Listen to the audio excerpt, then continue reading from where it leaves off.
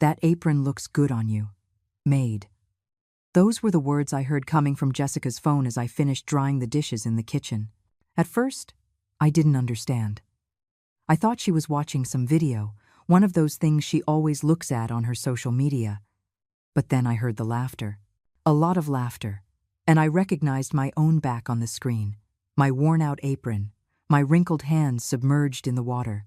My daughter had filmed me without me knowing, and she had published it for the whole world to laugh at me. I stood motionless in front of the sink, the dish towel still in my hands. I felt something cold spread through my chest, something that wasn't exactly pain, but something worse. It was shame mixed with disbelief. It was the feeling of having been betrayed by the person I myself had brought into the world, fed, and protected for 40 years. Jessica was in the living room with her husband Mark, both of them lounging on my sofa, looking at the phone screen and laughing.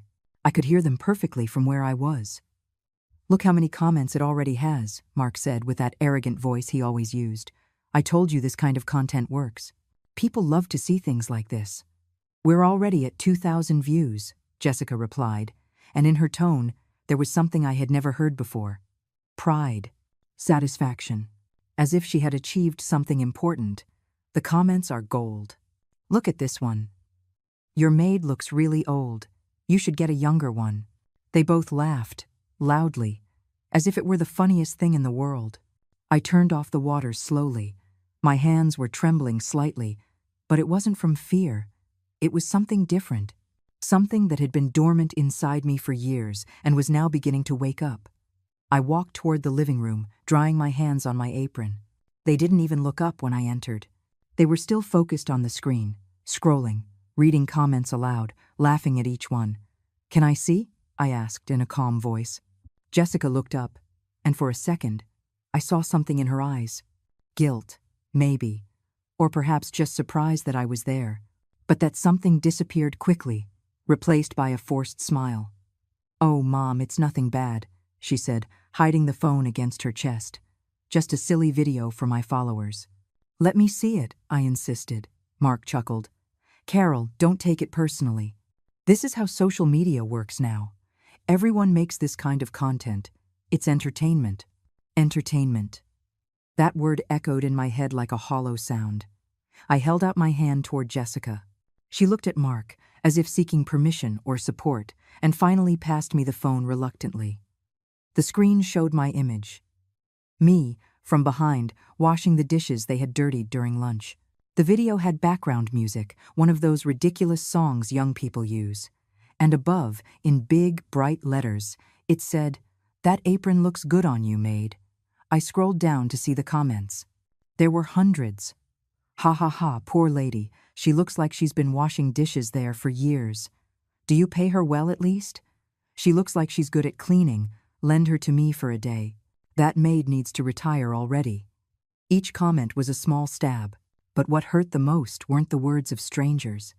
It was knowing that my own daughter had started all of this, that she had opened the door for thousands of people to humiliate me. I handed the phone back to her without saying anything. "See? It's not a big deal," Jessica said quickly. "They're just jokes." "Mom, people don't mean it seriously." I stared at her, really looked at her. Her expensive clothes, her perfect makeup, her hair done at that salon she went to every week. All paid for with the money I gave her. With the dollars I had saved for years, working from sunrise to sunset. "How much money did you earn from that video?" I asked.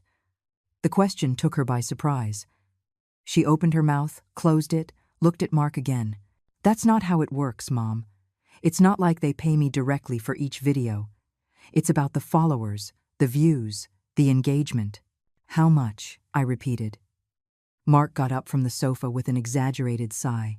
"Look, Carol, this doesn't need to turn into a drama. Jessica is trying to build her career as an influencer. She needs content. And you, with all due respect, are perfect content for her audience. Older women, everyday situations, a bit of humor. That's what people want to see. Perfect content." I had become content. Disposable material to entertain strangers while my daughter racked up numbers on a screen. "I want you to delete it," I said, looking directly at Jessica.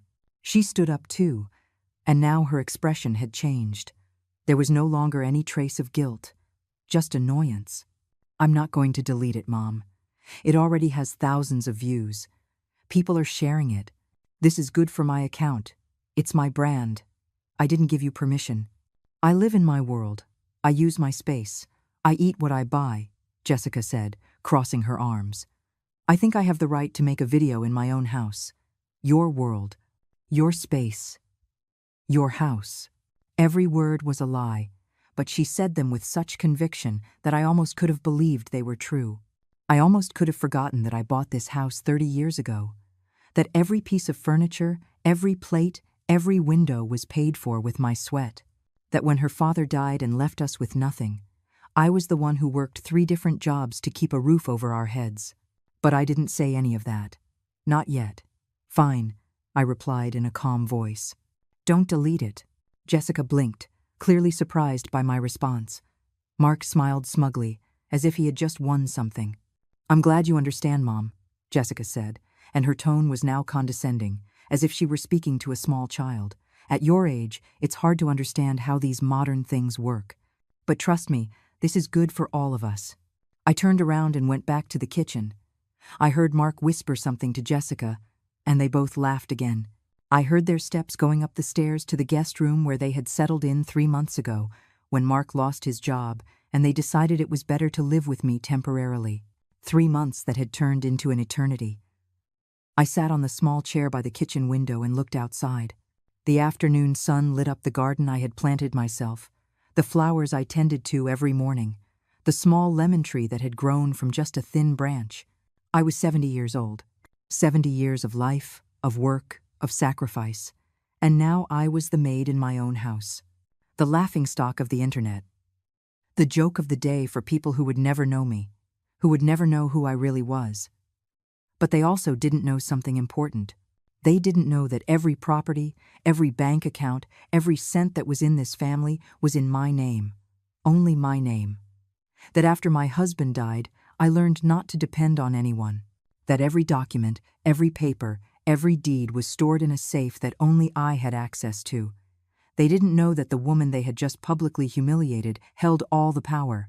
And they were about to find out. The following days were strange. Like living in a house that wasn't completely yours anymore, even though all the deeds bore your name. Like being a ghost in your own life. The video kept growing. Every time Jessica came down for breakfast, the first thing she did was check her phone and announce the numbers as if they were trophies of war. 15,000 views, Mom.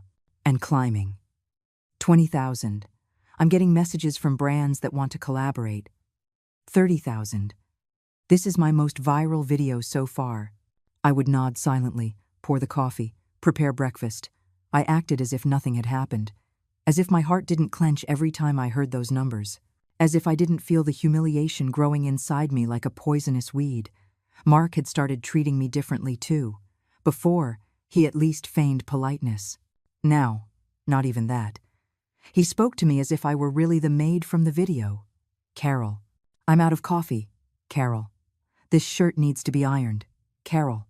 The upstairs bathroom is dirty. Never a please. Never a thank you. And Jessica said nothing. She just looked at her phone and smiled. On Thursday morning, I went out to buy vegetables at the farmer's market. It was something I had always enjoyed. The fresh air, the bustle of people, the colors of the fruits and vegetables, a moment of peace in the midst of it all. But that morning was different. Mrs. Susan, my neighbor for my entire life, saw me from her tomato stand and looked away. She pretended to be busy arranging the produce. I approached her anyway. Good morning, Susan. She looked up briefly and forced an uncomfortable smile. Oh, Carol, good morning. There was an awkward silence. She nervously fiddled with the tomatoes. I waited for her to say something else. Finally, I couldn't help myself. Is something wrong? Susan sighed and lowered her voice. I saw the video, Carol. My granddaughter showed it to me. The whole block has seen it. I felt the ground move beneath my feet. The whole block? It got really popular. People are sharing it. I didn't know you worked for your own daughter. Her voice trailed off. Uncomfortable. I don't work for her. It's my house. She lives with me. Susan nodded quickly, but I saw the doubt in her eyes. I saw that she didn't completely believe me. Or worse, that she didn't care. I bought my vegetables in silence and kept walking. 2 stalls down, I heard laughter. A group of young women looked at me and whispered. One of them pointed at me discreetly. Another was filming with her phone. I quickened my pace. At the bakery, the young man who always served me with a smile now looked at me with something resembling pity. "Are you the lady from the video?" he asked. I didn't answer. I paid for my bread and left quickly. On the way home, every step felt heavier than the last. I had lived in this neighborhood for 30 years. I knew every neighbor, every shopkeeper. I had watched their children grow up. I had lent sugar and coffee in hard times. I had comforted widows and celebrated weddings. And now I was the neighborhood joke, her own daughter's maid, the punchline everyone was sharing. When I got home, Jessica was in the living room on a video call. Her voice echoed through the house, excited and sharp. Yes, exactly. The video of my maid. Well, she's not really my maid, she's my mom. But you know how content is. People love that kind of stuff. Yes, of course I can make more videos like that. I have plenty of material. I left the grocery bags in the kitchen, with more force than necessary. Jessica didn't even turn to look. I put the vegetables in the refrigerator with trembling hands. I took several deep breaths, trying to calm the fire growing in my chest. It wasn't just anger. It was something deeper. It was the accumulated pain of years of sacrifice that now felt like a waste. I remembered the day Jessica was born, how I held her in my arms in that public hospital, promising her she would never lack for anything. How I worked double shifts at the garment factory to pay for her private school. How I sold my only gold necklace to buy her first car when she turned 18. How, when her father died leaving us with enormous debts, I was the one who cleaned other people's houses, sewed clothes until my fingers bled, sold homemade pies at the farmer's market on weekends. All so she could have a better life than mine. And now she was using my image, my dignity, my name, as a springboard to get followers on the internet. That night, while they ate dinner and laughed in the dining room, I went up to my bedroom. I opened the small closet in the back and moved the old shoeboxes. Behind them was the safe I had installed years ago, when I learned that in this world, you can only trust yourself. I entered the combination, the numbers that corresponded to the day I bought this house, the day I became the owner of something of my own for the first time in my life. Inside were all the important documents: the deed to the house, the papers for the small apartment I rented out downtown, the certificates for the savings accounts, the will. Everything in my name. Carol Benson. I reviewed them one by one under the lamplight. Jessica was listed as the beneficiary in the will. She also had access to one of the savings accounts, the one we used for shared expenses. Every month I deposited money there, and she spent it without asking. Clothes, restaurants, salons, trips. I had never questioned any of it. She was my daughter. That's why I worked, right? So she could live well. But now, looking at those papers, I asked myself a question I should have asked years ago. When was the last time Jessica asked me how I was? When was the last time she thanked me for anything? When was the last time she made me feel like I was her mother and not her income source? I couldn't remember a single occasion. I closed the safe carefully and sat on the bed. The house was quiet now. They were probably already in their room, checking comments, planning the next viral video. I took my old notebook from the nightstand. It was one of those hardcover notebooks I had used for years to keep track of expenses, recipes, stray thoughts. I opened it to a blank page and picked up the pen. I wrote slowly, in clear handwriting. The hardest lesson is not taught with yelling, but with distance. I read the sentence several times. I felt something inside me settle, as if a decision that had been floating in the air had finally taken solid form. I wasn't going to yell. I wasn't going to cry. I wasn't going to beg for respect. I was going to teach a lesson in the only way that truly matters, with actions. The next morning, Jessica came down to breakfast earlier than usual. She had her phone in her hand as always, but her expression was different. She seemed excited. "Mom, I have incredible news, she said, sitting at the table. A brand of cleaning products wants to sponsor me. They want me to do a series of videos using their products. They're going to pay me $500 per video. Mark came down behind her with a huge grin. Your daughter is going to be a major influencer, Carol. This is just the beginning. I poured coffee in silence. We need to make more videos like the first one, Jessica continued. The brand specifically mentioned they loved that one. They said it was authentic, real. So I thought we could make a few more videos of you cleaning, cooking, that sort of thing. I set the coffee pot on the table with more force than I intended. Are you asking me to act in your videos? It's not acting, Mom. Just be yourself. Do what you always do. I'll film, and that's it. And what do I get out of it?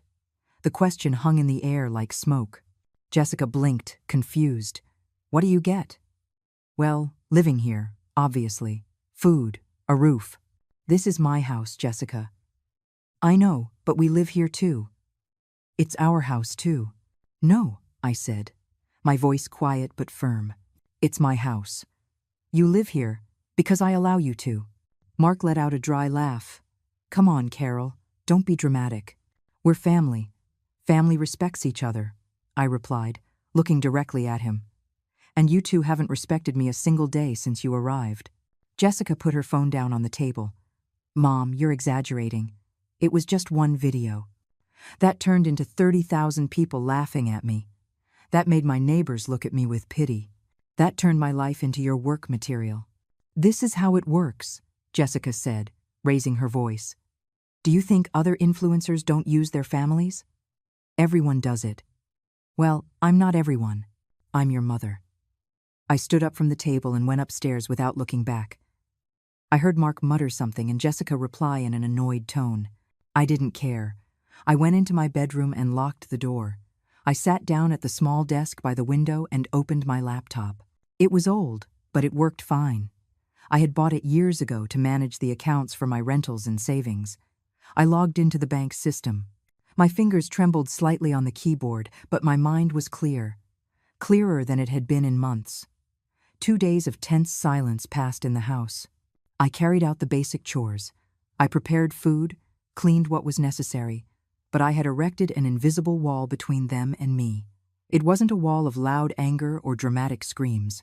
It was something much more powerful. It was the wall of conscious silence, of the woman who has already decided something but hasn't revealed it yet. Jessica noticed it, of course. She would watch me out of the corner of her eye as I made breakfast, as if trying to read my thoughts. Mark, on the other hand, seemed irritated by my attitude. He was used to me being compliant, helpful, invisible when convenient, and useful when needed. On Saturday morning, when I came down to the kitchen, I found them both sitting at the table with strangely serious expressions. Something was different in the air. Jessica had her fingers interlaced on the table, and Mark was looking at me with that calculating smile he used when he wanted something. I poured myself coffee in silence and sat down across from them, waiting. I knew something was coming. I could feel it in the air, thick and heavy with hidden intentions. Jessica was the one who spoke first, using that sweet, careful tone she reserved for when she needed to manipulate something in her favor. Mom, Mark and I have been talking a lot these past few days. About us, about you, about the whole situation. And we came to an important conclusion. I took a sip of my coffee without responding, waiting for her to continue. We think it would be best for everyone if we make this official. If we stop calling it a temporary visit and accept that this is our home now too, we could even make some legal arrangements so everything is clearer. You know, put the house in all 3 of our names, or maybe create some kind of family trust. Mark spoke to a lawyer friend of his who can help us with the paperwork. There it was, the real reason behind all that forced kindness. They wanted my house, not just to live in it as guests, but to own it, control it, have legal power over what I had built with my own hands. Mark leaned forward, resting his elbows on the table with that gesture that was intended to be paternal but only revealed his condescension. Look, Carol, we understand you come from another generation, another way of thinking, but we're younger. We have more modern ideas about how to handle family finances. You're already 70 years old. You shouldn't be worrying about legal matters, property taxes, home maintenance. That's a lot of stress for someone your age. If you transfer everything to our names, or at least give us legal power, we would take care of everything. You would just have to enjoy your old age peacefully, with no worries. I set my coffee cup down on the table carefully, taking my time to process what I had just heard. It wasn't just the audacity of the proposal, it was the way they said it, as if they were doing me a huge favor.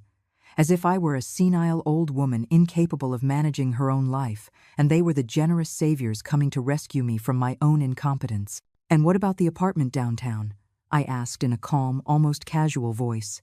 Jessica blinked, surprised I had mentioned that. "The apartment you rent out? Well, that could also be managed better.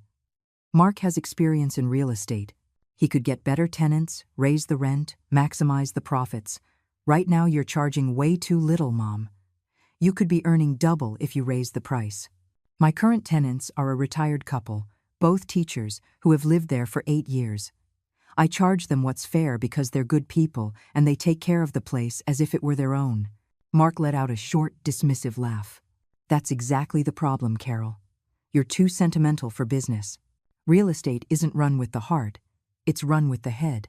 If that couple can't pay more, let them find another place. There are thousands of people willing to pay a better price. That's how things work in the real world." The real world. As if I hadn't lived in the real world for 70 years. As if I hadn't survived the death of my husband, financial crises, years of exhausting work to maintain what was mine. They, who had never built anything for themselves, who were living off my resources while planning how to take it all, were talking to me about the real world. I stood up from the table slowly, holding onto the back of the chair. I looked at both of them, studying their faces. Jessica had that look of anxious expectation, as if she expected me to immediately accept their brilliant plan. Mark looked at me with that confident smile of someone who thinks they've already won. "Let me understand what you're proposing. You want me to sign over my properties to you, the ones I bought with my own work, the ones I've maintained for decades, the ones that are fully paid off and in my name. You want me to give you legal control over everything I own.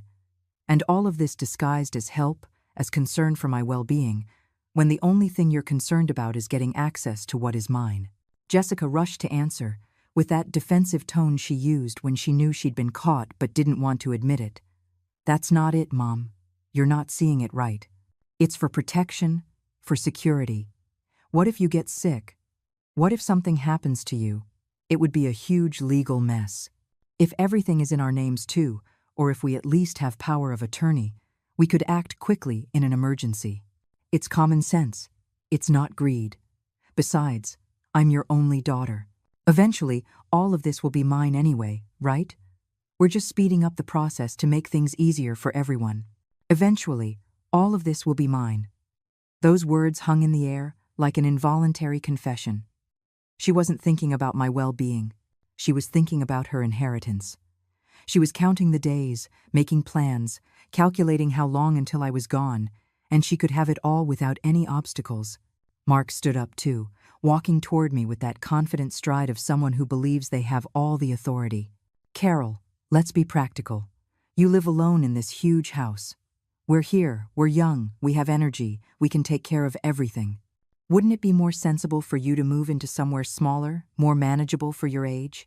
We could sell this house, buy you a nice one-bedroom apartment nearby, and with what's left over, invest in Jessica's business. She's really taking off as an influencer. With the right investment, she could triple her income in less than a year. That would benefit the whole family, including you." There was the full plan, finally revealed without filters. They wanted me to sell my house, the house where I had raised my daughter, where I had mourned my husband, where I had built every important memory of my adult life. They wanted to reduce me to a small apartment, as if I were a burden that needed to be put away in a drawer. And they wanted to use my money to finance Jessica's dreams of fame. I walked to the kitchen window, looking at the garden I had cared for so many years. The lemon tree was heavy with fruit. The roses I planted when Jessica was a little girl were still blooming every spring. Every corner of this place held my work, my love, my history. I turned to face them, and something in my expression must have alerted them, because they both took a small step back. "This house is not for sale. This house is not being signed over. This house is mine, and it will remain mine until the day I decide what to do with it. And that day, if it ever comes, the decision will be entirely mine, not yours."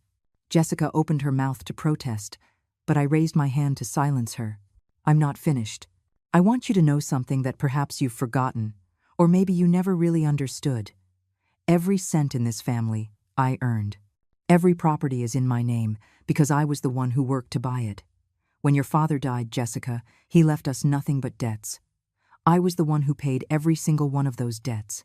I was the one who got up at 5 o'clock in the morning to work at the factory.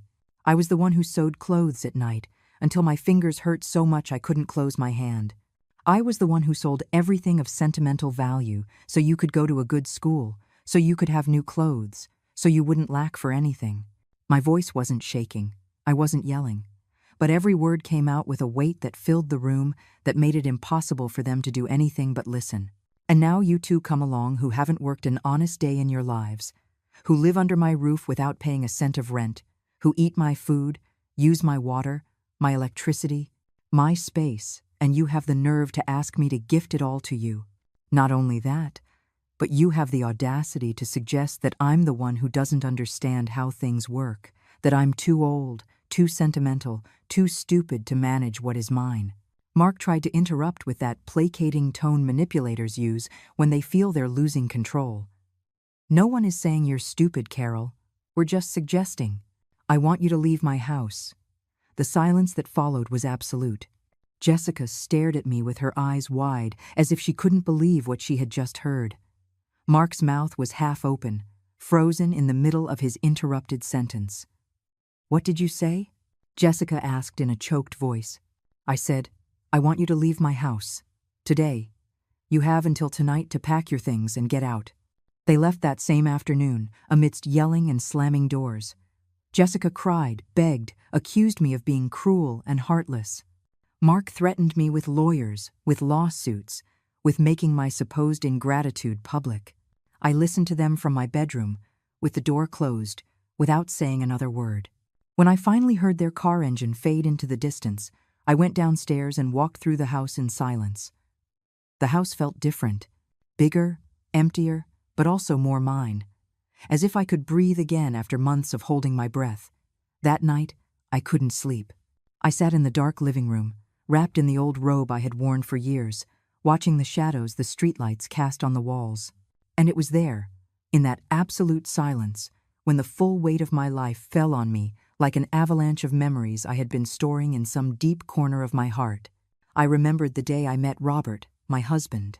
I was 22 years old and worked in a small fabric shop downtown. He came in looking for something for his mother and left with my phone number. He was handsome, charming, full of promises about the future we would build together. I married him believing in those promises, believing that love was enough to sustain a life. The first few years were good.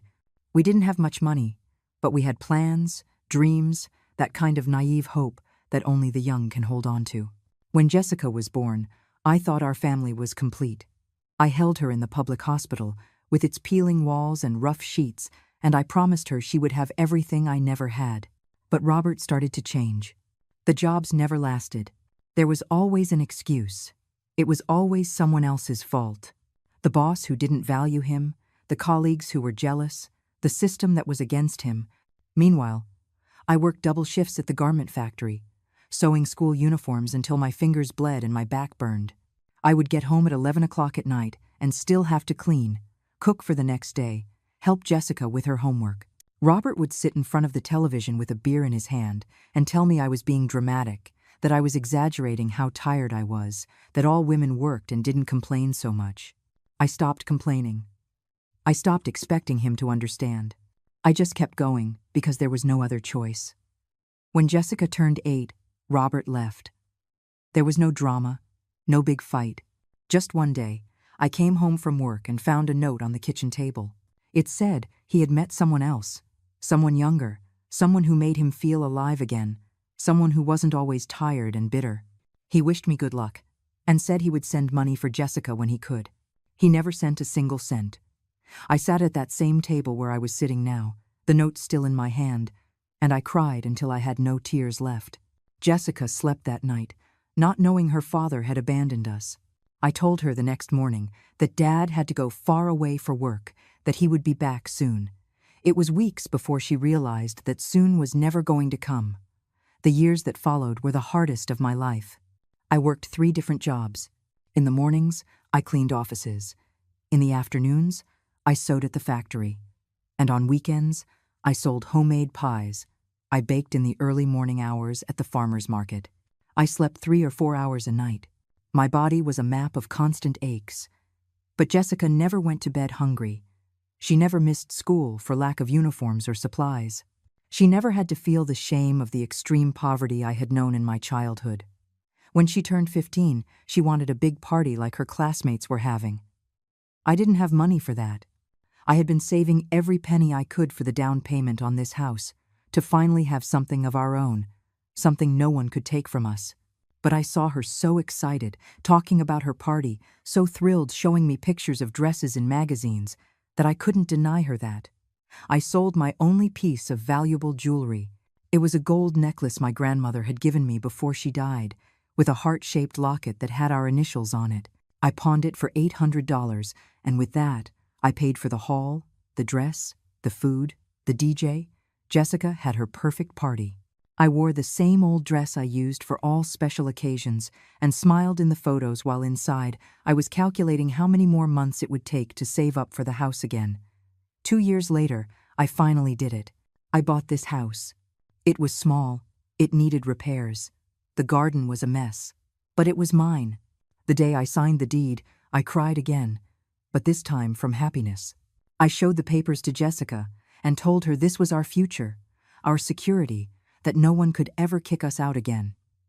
She was 17 and barely looked up from her fashion magazine to nod distractedly. When she turned 18, she wanted a car. All her friends had cars. She felt less than for having to take the bus. I was still working the same 3 jobs, but now I was also renting out the small apartment I had bought with a bank loan. With that rent money, and by selling some old furniture, I scraped together enough for a down payment on a used car that was in good condition. I gave her the keys on her birthday. She screamed with excitement, hugged me, told me I was the best mom in the world. She drove around all day, showing her new car to her friends. When she came back that night, I was making dinner. She asked what was for dinner, and when I told her just vegetable soup because I hadn't had enough for anything else that week, she wrinkled her nose in disgust and said she was going to eat at a friend's house. The years passed, and I kept working, kept saving, kept building. I paid off the mortgage on the house in full 10 years early. I bought another small apartment to rent out. I invested in savings certificates. I learned to manage my finances, to make my money grow, to be truly independent. Jessica graduated from college with a degree in marketing that I paid for completely. She got jobs that lasted a few months, always quitting because the boss was unfair, or the colleagues were jealous, or the salary wasn't enough. Every time she quit, she would come back home, and I would support her until she found the next job.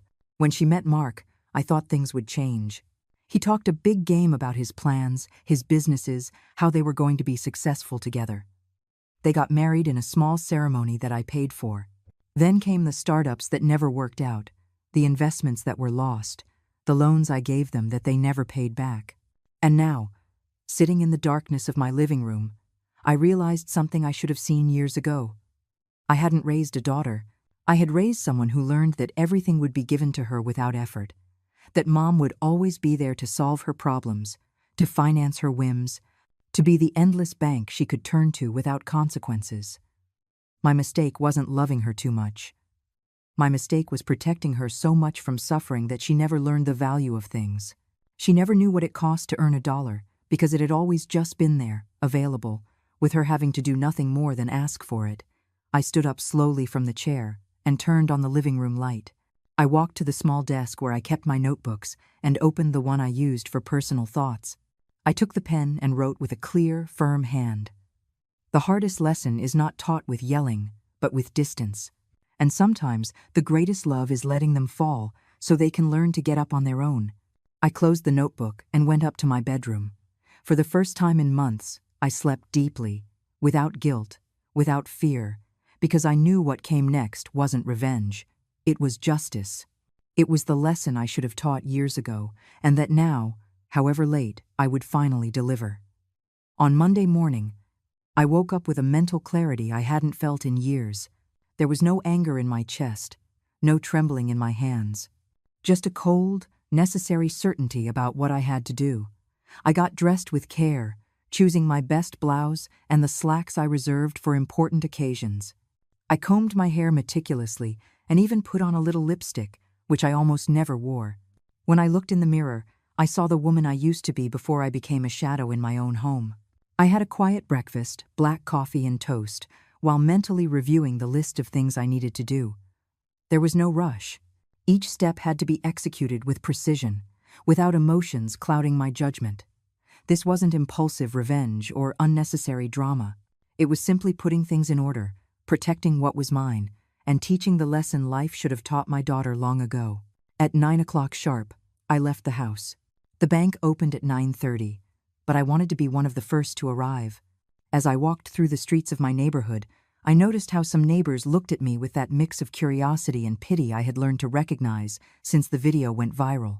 But this time, I didn't lower my head. I looked them straight in the eye, with my back straight and my shoulders firm. They could think whatever they wanted. I knew who I was and what I was worth. The bank was almost empty when I entered.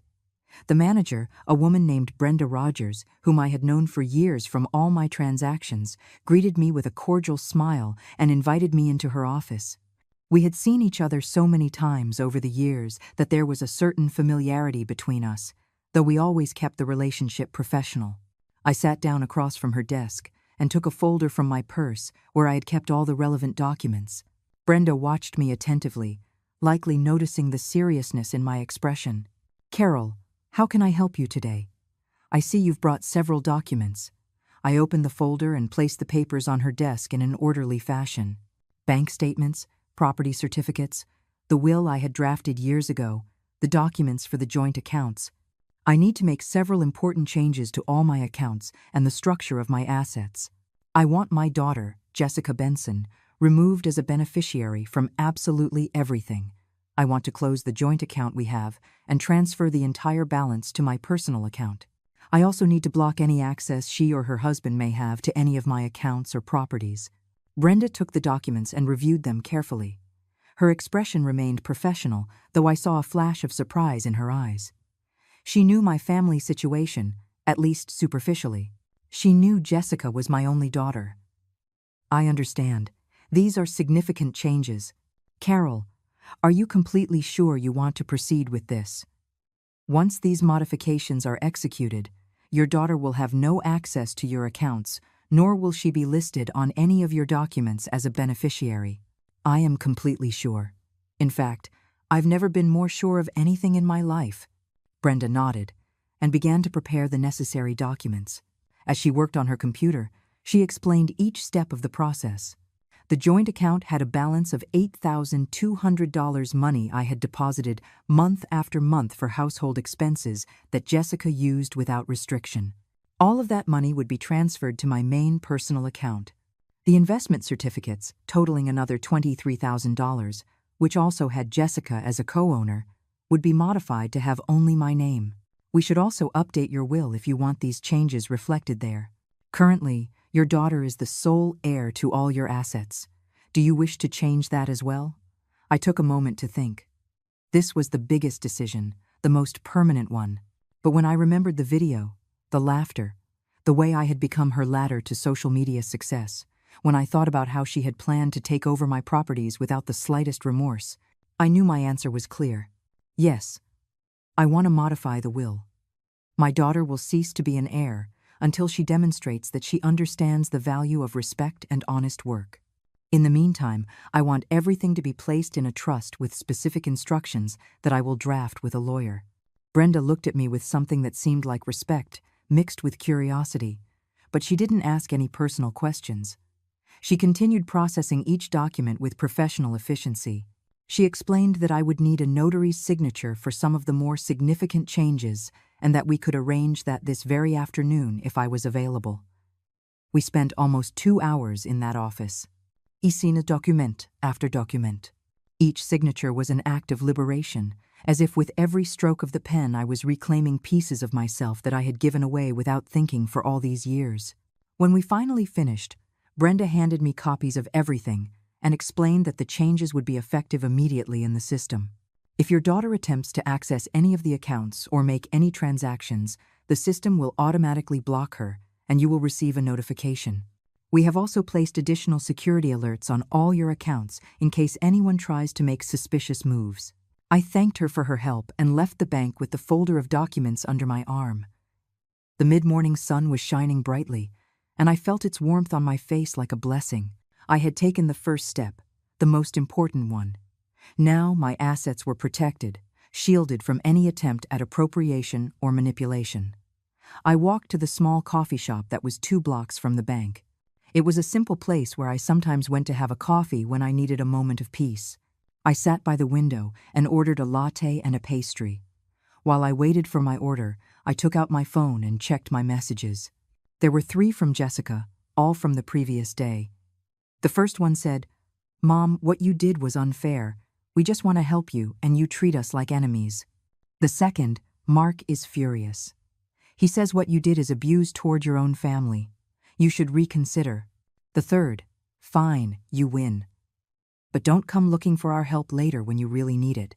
I read the messages without feeling anything but a distant sadness. There was no remorse in her words, no genuine reflection, only manipulation, veiled threats, and that victimhood she used when things didn't go her way. I didn't answer any of the messages. There was nothing to say yet. My coffee arrived, and I drank it slowly, savoring every sip. As I looked out the window at the people passing by on the street, I thought about all the years I had worked without rest, all the times I had said yes when I wanted to say no, all the occasions I had put others' needs before my own, believing that's what good mothers, good women, did. But now I understood something fundamental that had taken me 70 years to learn. Loving someone doesn't mean letting them destroy you. Being a mother doesn't mean being an infinite resource with no right to dignity. And protecting your peace isn't selfishness, it's survival. I finished my coffee and stood up. I still had things to do. I had scheduled an appointment with Adriana Flores, my lawyer, for 3 o'clock in the afternoon. She would help me draft the new will and establish additional legal measures to protect my properties. I also wanted to consult with her about the video Jessica had posted, if there was any way to force her to delete it or at least protect my image from similar future abuses. As I walked back home, I felt something strange and new. It was lightness. As if for years I had been carrying an invisible weight on my shoulders and had finally set it down. My steps were firmer, my breathing deeper. For the first time in a long time, I didn't feel afraid of the future or guilty about the past. I entered my house, and the silence greeted me like a hug. There were no demanding voices, no cruel laughter, no looks of contempt. There was just me, owner of my space, my time, my life. I made myself a simple lunch, chicken and rice with a salad. I set the table as if it were a special occasion, with the clean tablecloth and the good dishes. I ate slowly, enjoying every bite, without rushing, without interruptions. It was a luxury I had forgotten existed. After eating, I washed the dishes calmly, without resentment. This time, I was doing it for myself, in my house, by my own rules. I dried each dish carefully and put it away. Everything was in order. Everything was as it should be. 3 days of absolute silence passed. Jessica didn't call, didn't write, didn't show up. I used that time to reorganize the house, to restore the order and peace it had lost during the months they lived here. I deep-cleaned the room they had occupied, washed the sheets, opened the windows to let in the fresh air. It was like purifying a space that had been contaminated with toxic energy. On Thursday afternoon, while I was watering the plants in the garden, I heard the doorbell. My first instinct was not to open it. I knew who it might be, but I also knew this moment would come eventually, and postponing it wouldn't change anything. I left the watering can by the lemon tree and walked to the front door. Through the peephole, I saw Jessica, but this time she was alone. Mark wasn't with her, with his arrogant smile and manipulative plans. She was standing on the porch with an expression that was trying to look concerned, her hair perfectly styled and wearing a dress I had bought her a while back. I opened the door, but I didn't invite her in. "Hi, Mom. Can we talk?" Her voice was soft, careful, like when she was a little girl and had done something wrong but was trying to avoid punishment with sweetness. How many times had that tactic worked?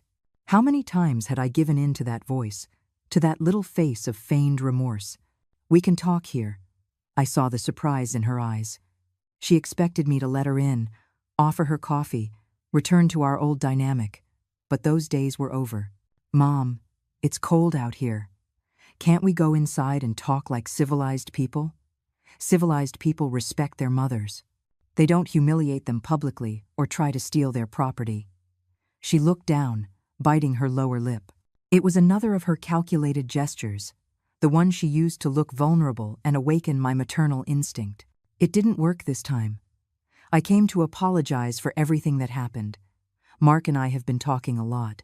We realized we were too hasty. Maybe we were too direct with our proposals. It wasn't our intention to make you feel bad or pressured. Maybe we were too direct. It wasn't our intention. Not even in her supposed apology was there any real acknowledgement of what they had done. Just a careful minimization, a way of admitting a mistake without really admitting anything. And the video?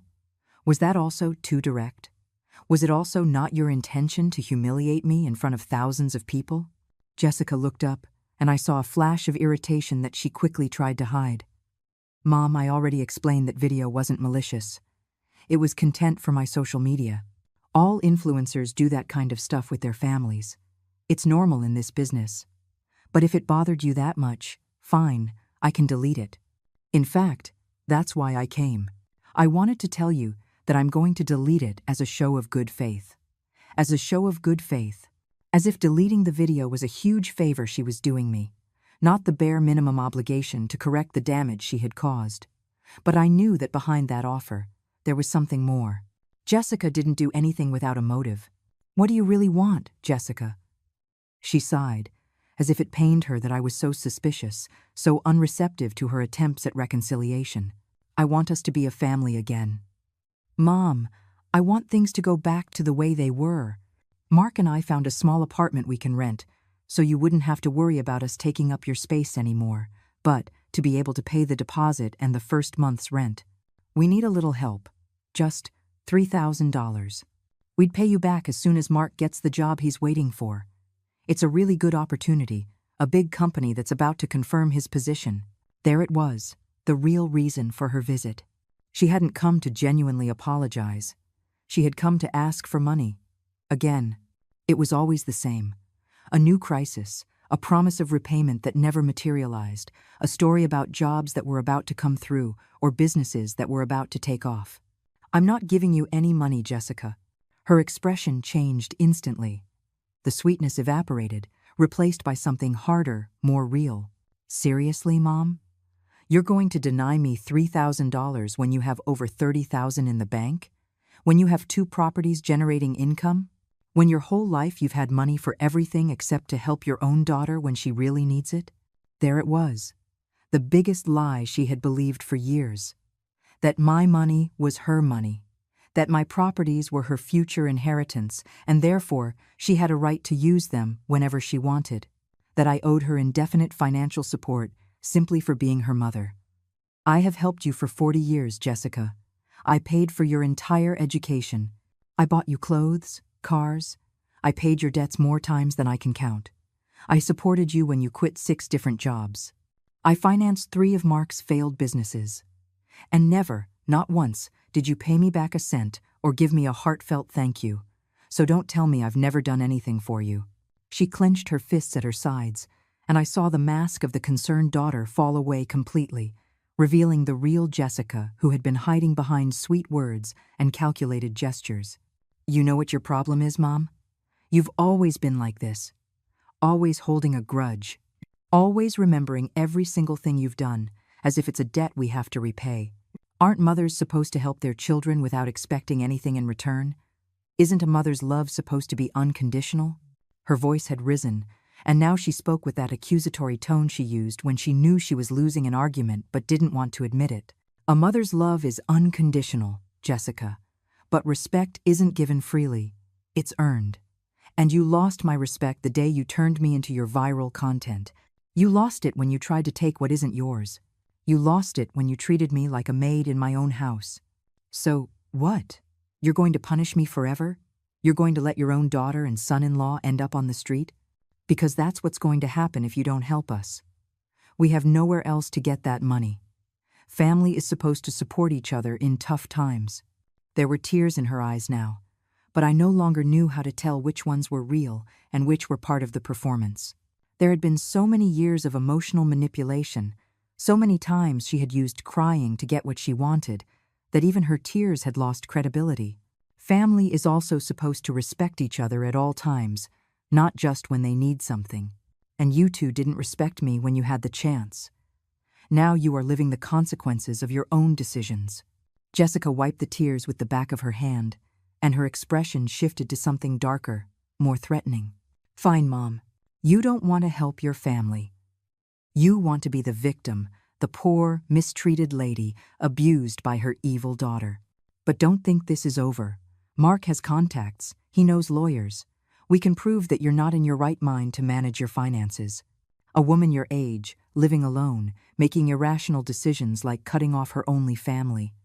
A judge could declare you incompetent and assign us as your legal guardians. There it was. The veiled threat had become a direct one. They were no longer pretending to be concerned for my well-being. Now they were showing their true intentions. They wanted to have me declared mentally incompetent to take control of my assets. Try it. I have all my updated medical exams. My doctor can certify that I am perfectly lucid.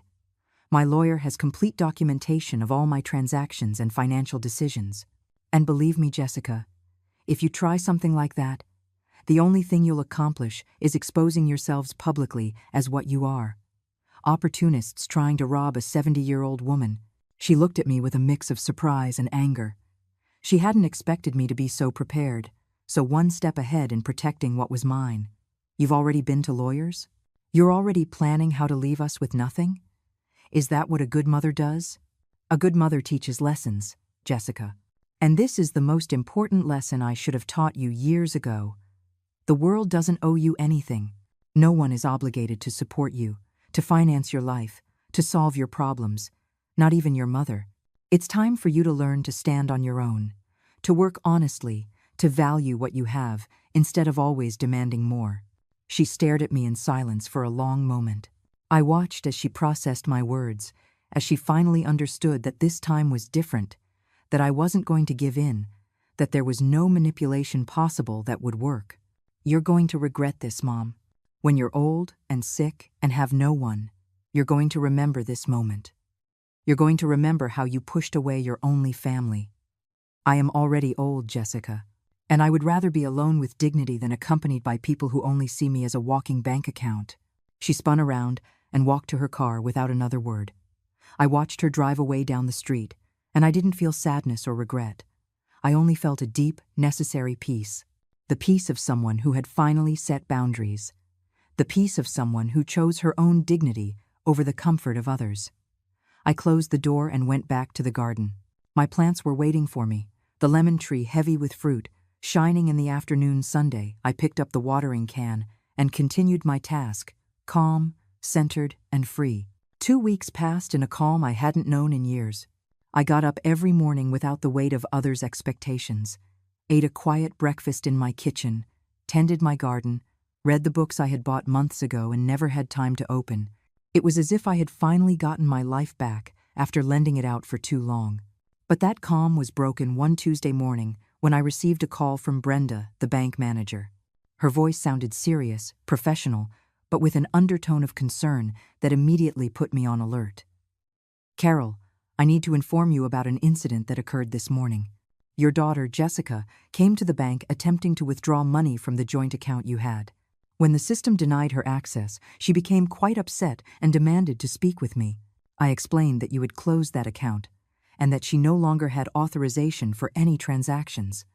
She then presented a document that supposedly gave her power of attorney over your accounts. I felt something cold run down my spine. A power of attorney. Jessica had tried to falsify documents to get my money. What kind of document did she present? It was a power of attorney letter with what appeared to be your signature, Carol.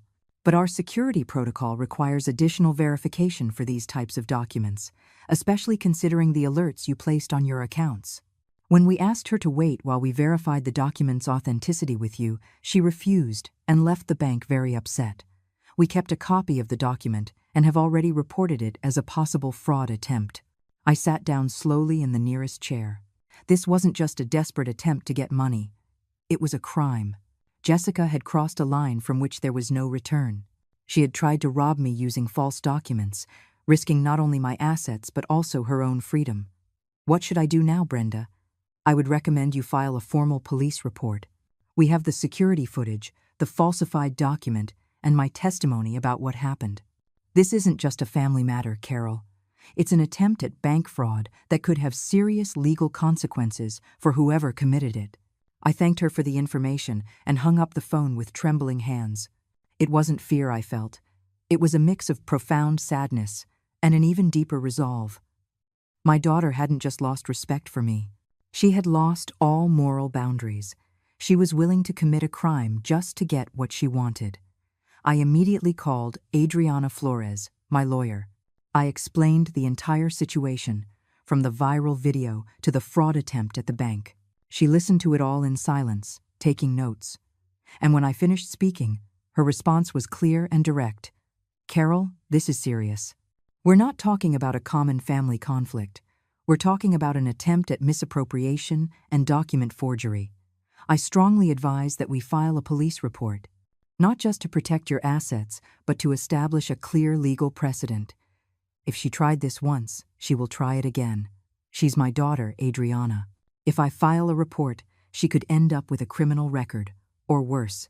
And if you don't file the report, she will continue to believe she can do whatever she wants without consequences. You've already taken several steps to protect yourself, but this step is the most important. It's the one that establishes that there are lines that cannot be crossed, not even by family. I spent the rest of the day thinking about that decision. It wasn't easy. Despite everything that had happened, despite the pain and betrayal, Jessica was still my daughter. The little girl I had held in my arms, the one I had cared for when she was sick, the one who had been my reason to keep going in the hardest of times. But she was also the woman who had publicly humiliated me, who had tried to steal my properties, and who had now forged documents to commit fraud. She wasn't the innocent child I remembered. She was an adult making conscious, destructive decisions. That night, sitting in my living room with only a single lamp on, I picked up the phone and called Adriana. File the report. Do whatever is legally necessary. The next day, I accompanied Adriana to the police station. We brought all the evidence: the falsified document the bank had kept, the security footage, Brenda's testimony, and my full statement about the events of the past few weeks. The officer who took our report reviewed everything carefully and explained that this constituted a crime that the justice system would take very seriously. Mrs. Benson, I want you to understand that once we file this formal complaint, the legal process will run its course, regardless of whether you change your mind later. Are you sure you want to proceed? I looked at Adriana, who nodded slightly, giving me silent support. Then I looked at the officer and replied in a firm voice, I am sure. My daughter needs to understand that there are consequences for her actions, and I need to protect what belongs to me. I signed the complaint with a steady hand. Every letter of my name on that document was an act of self-justice, of necessary defense, of a tough love that hurts but also saves. We left the station, and Adriana walked me to the same coffee shop where I had been weeks before, after my visit to the bank. I felt emotionally exhausted but also strangely liberated. You did the right thing, Carol. I know it wasn't easy, but it was necessary. What will happen now? The police will investigate. The district attorney's office will review the case. They will likely bring Jessica in for questioning. Depending on her response and the evidence, they could press formal charges. Best case scenario for her, if she admits to the attempted fraud and shows genuine remorse, they might negotiate something minor. Worst case, she could face jail time or at least probation and a criminal record. I took a sip of my coffee, feeling its comforting warmth go down my throat. I didn't feel triumphant. I didn't feel satisfied revenge. I only felt the terrible weight of having had to come to this, of having to report my own daughter, so she would finally understand the gravity of her actions. Do you think this will change her, Adriana? Do you think she'll finally understand? Adriana looked at me with that mix of professional compassion and raw honesty that I appreciated in her. I don't know, Carol. Sometimes people need to hit rock bottom completely to wake up. Sometimes even that isn't enough. But what I do know is that you've done your part. You gave her opportunities, you gave her love, you gave her resources. Now you're giving her the most important lesson, that actions have consequences. What she does with that lesson is no longer up to you. I returned home that afternoon with a heavy heart but a clear conscience. I had done what I had to do. I wasn't the one who destroyed anything. They were. I just pulled my hands out of the fire before I got completely burned. The weeks that followed were like watching a house of cards crumble in slow motion. I didn't have to do anything else. Justice and life itself took care of the rest. The summons arrived for Jessica 3 days after I filed the report. I found out because she called me, hysterical, screaming that I had betrayed her, that I was the worst mother in the world, that how dare I report her like she was some common criminal. I didn't respond with yelling. I simply told her that she had chosen that path when she decided to forge documents and that now she would have to face the consequences of her own decisions. I hung up while she was still screaming. 2 weeks later, I heard from Susan, my neighbor, that the video Jessica had posted mocking me had resurfaced with a completely different narrative. Someone had discovered the full story behind that video, the fact that I was the homeowner, that she was living off my money, and that she had publicly humiliated me while I supported her. The story went viral, but this time in my defense. The comments that had once laughed at me now turned on her. People called her ungrateful, a leech, an elder abuser. She lost thousands of followers in a matter of days. The brands that had wanted to work with her canceled their contracts. Her dream of being a famous influencer fell apart as quickly as it had grown. Mark, who had always been so arrogant and self-assured, abandoned her as soon as he saw the money and opportunities evaporate. He left without even saying goodbye, leaving her alone in the apartment they had rented with the last of their money. Jessica couldn't pay the second month's rent and was evicted. I found all this out not because she sought me out, but because the news trickled back through acquaintances, through neighbors, the unavoidable hum of a neighborhood where everyone knows everyone's story. Part of me felt pain for her. She was my daughter, after all, and seeing her fall so low gave me no satisfaction. But another part of me knew this was necessary, that it was the only way she might, just might, learn something real about life. A month and a half after the report, on a Saturday afternoon, I heard a knock at my door. It wasn't the doorbell. It was a soft, almost timid knock. When I opened it, I found Jessica standing on the porch. But this wasn't the Jessica I had seen last. This woman's hair was unkempt, her clothes were simple and worn, and she had deep, dark circles under her eyes. She had lost weight. She looked tired, defeated, but also different in a way I couldn't immediately define. "Hi, Mom. I know I have no right to be here after everything I did. But I needed to come and tell you something before it's too late." Her voice was different, too. It didn't have that manipulative tone I had learned to recognize. It sounded genuinely broken, genuinely humble. "What do you want, Jessica? I just want you to listen to me for 5 minutes. Then I'll leave and never bother you again if that's what you want. But I need to say this." I let her come in, though we remained standing in the living room. I didn't offer her coffee or invite her to sit. There was still a necessary distance between us. She took a deep breath before speaking, as if gathering the courage to say something that was incredibly difficult for her. "I lost everything, Mom. The apartment, the followers, the brands, Mark. When the real story came out, everyone turned their back on me. People point at me on the street, yell horrible things at me. I can't get a job, because when they search my name online, the whole story comes up. I've had to stay with a friend who barely tolerates me, sleeping on her sofa. And the worst part is, every time I look in the mirror, I see someone I don't recognize. I see a horrible person who mistreated her own mother, who used her, who tried to steal from her. And I can't believe that person is me." Tears were streaming down her face, but she didn't wipe them away. She let them fall freely as she spoke. I came to tell you that you were right about everything, that I was a leech, that I never valued what you did for me, that I treated you like you were worthless when you sacrificed everything for me. I came to tell you I'm sorry, Mom. I am so sorry that I don't know how to live with this. And I'm not saying this for you to forgive me, or to give me money, or to let me come back. I'm saying it because it's the truth, and because you needed to hear it. I stood in silence, watching her. I looked for signs of manipulation, of acting, but I couldn't find any. This was different. This remorse felt real, in a way I had never felt from her before. And what are you going to do now, Jessica? Because apologies are fine, but you need a plan. You need to rebuild your life. I got a job at a coffee shop.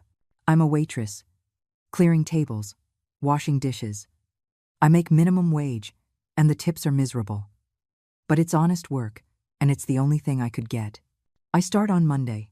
I'm also going to therapy, with a psychologist who's seeing me almost for free because I explained my situation. She's helping me understand why I became like this, why I thought the world owed me everything. I nodded slowly. That was more than I had expected to hear. Not just empty apologies, but concrete actions. Real attempts to change. The legal case is still in progress, Jessica. The report I filed doesn't just disappear because you're sorry now. I know. My public defender says I'll probably have to do community service and pay a fine, maybe probation. I deserve it. I did something terrible, and I have to pay for it. I walked to the window, looking out at the garden I loved so much. The lemon tree was still there, strong and full of life. The roses were still blooming. Everything was following its natural cycle, despite the human storms. I'm not going to give you money, Jessica. I'm not going to solve your problems. That's something you have to do on your own. I didn't come for money, Mom. I came because I needed you to know that I finally get it. I understand that what I'm missing isn't money. It's respect. Respect for you, for myself, for work, for life. And that respect isn't bought or inherited. It's earned. I turned to look at her, and for the first time in years, I saw my real daughter, not the manipulative woman who had created a perfect mask, but the vulnerable, broken, yet finally honest person who had been hidden underneath all that selfishness. You're still going to suffer, Jessica. Rebuilding a life from scratch isn't easy. There will be days when you'll want to give up, days when you'll feel completely lost. I know. But at least now I know I can call you for advice instead of asking for money. And if one day you can forgive me, even just a little, that would mean more to me than any amount of money you could ever give me. I walked her to the door. Before she left, I did something I hadn't planned. I took a small piece of paper from my purse where I had jotted down some addresses. These are places that are hiring kitchen and cleaning staff. They pay a little better than where you're starting. Don't mention my name, but if you work hard, maybe in a few months you can apply. She took the paper with trembling hands and looked at me with eyes full of fresh tears. Thank you, Mom. Don't thank me yet. Show me you've really changed. With actions, not with words. I watched her walk away down the street, with no car, no luxuries, nothing but the chance to start over. And for the first time in a long time, I felt something like hope. 6 months passed since that day Jessica appeared at my door. 6 months in which I continued to live my life with the peace I had recovered, tending my garden, reading my books, drinking my coffee in the mornings without rushing. But also 6 months in which, without telling her, I kept an eye on her from a distance. I heard things through acquaintances. That she was working 2 jobs now, the coffee shop in the mornings and cleaning offices at night. That she had stopped posting on social media completely. That she was paying her share of the rent on time for the small apartment she now shared with 2 coworkers. That she was still going to therapy every week. I didn't seek contact with her. I didn't write or call. This had to be her path, her genuine transformation, without my intervention. If she had truly changed, she would prove it with time and sustained actions, not with momentary promises. One Sunday afternoon, while I was pruning the roses in the garden, I heard the doorbell. When I opened the door, Jessica was there with a small box in her hands. She looked different again, but this time in a positive way. Her hair was pulled back in a simple ponytail, her clothes were clean, though modest, and there was something in her expression I hadn't seen in years. It was dignity. the dignity that comes from earning an honest living. Hi, Mom. I brought this for you. They're lemons from my work. At the coffee shop, we were going to throw them out because they over-ordered, and I thought of your lemon tree and how you always make that lemonade I used to love as a kid. I thought maybe you could use them.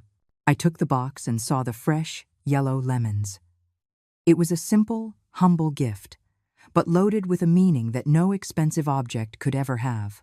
Thank you. Come in. I'll make some lemonade. We went into the kitchen, and while I washed the lemons and prepared the drink, she remained standing, not sitting, as if she still felt she needed to earn the right to be comfortable in this house. I also came to tell you something.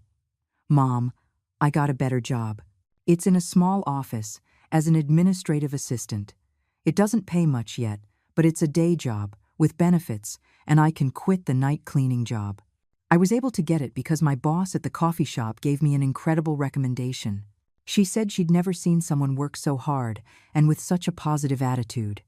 I poured 2 glasses of lemonade, and this time I motioned for her to sit. We sat across from each other at the table where so many conversations had happened over the years. I'm happy for you, Jessica. Truly. I also finished paying the fine the judge gave me. It took me these 6 months, paying little by little, but it's all paid off. My record is clean because I complied with everything they ordered: the community service, the mandatory therapy sessions, the fine. My lawyer says that after 2 years with no trouble, I can petition to have it completely expunged from my record. I took a sip of my lemonade, watching her. She had matured in a way I never thought possible. Suffering, when it's accepted and processed correctly, can be the best teacher. There's something else I want to tell you, Mom. I've been writing, not for social media, but for myself.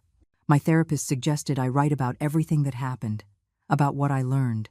And while writing, I realized something important. You taught me the most valuable lesson of my life when you told me no, when you denied me the money, when you kicked me out of the house, when you filed that report. Because all those times, you were telling me something no one else had ever dared to tell me, that I was capable of more, that I could stand on my own, that I didn't need to be a parasite on anyone. Her eyes filled with tears, but this time they were different. They weren't tears of manipulation or self-pity. They were tears of genuine gratitude. You taught me that real love isn't giving everything that's asked of you. It's giving what's truly needed, even when it hurts.